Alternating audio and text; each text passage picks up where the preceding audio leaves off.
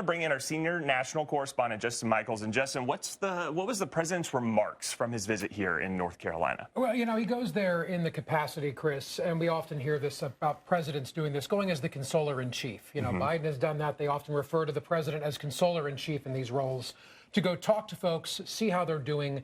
Of course, it's interesting to note the very first visit that this president, being newly re-inaugurated, re-elected, the first official trip is to deal with the weather. We have North Carolina, we have Los Angeles this afternoon and this evening. So that just shows you just the impact that weather has on all of our lives, and that's the focus right now. I would say that the most news-making part of this has been his comments about FEMA, and I will read this to you. This is a direct quote from the president about his administration earlier, saying that they want to fundamentally reform FEMA or maybe get rid of it altogether.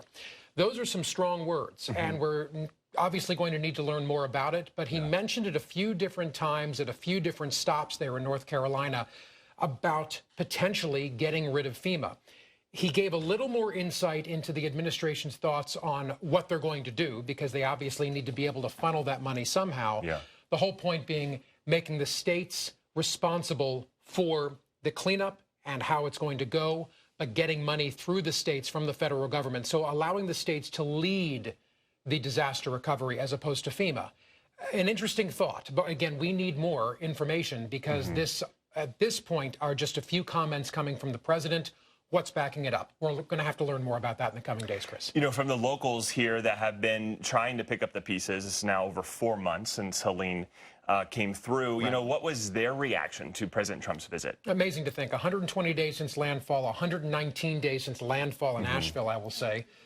And it seems like at least the ones that they spoke with are happy the president's there. There was one gentleman who took to the podium in making some comments about their particular situation. They had flood insurance, they had homeowners insurance, and because of that, it's not enough, but they had it, so they're not eligible for FEMA, is what they're being told.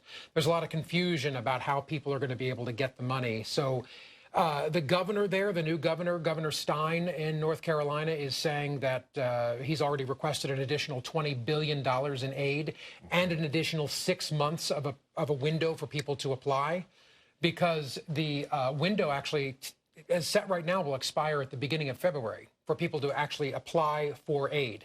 They want more. They want more time. So we'll have to see how all this goes. A lot of news coming out of the president's stop today, and he's just getting started. And in fact, we are hearing from people who are on the ground there about the president's visit. Listen.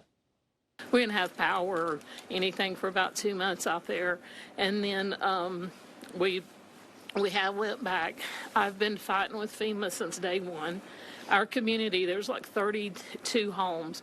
We don't have a road and a bridge. I've called and called and called FEMA, and, you know, I said, this happened on September 27th. That's 4 months ago. Well, for us, today is still September 27th. You know, we haven't had help. And so when I talk to FEMA, I'm explaining the road and the bridge, and they send me a letter that tells me to basically fix it and send in my receipts, and they'll refund me some money. I'm looking at a road and bridge that, honestly, the bridge itself is probably going to be $300,000, and the road could be close to that also, because we have to have, the community has to have big boulders brought in. We're not a rich community. We can't fix it ourselves. You know, it's just, and as far as like house repairs, I'm still pending. I can't get money from FEMA until I fix the road and bridge and send in my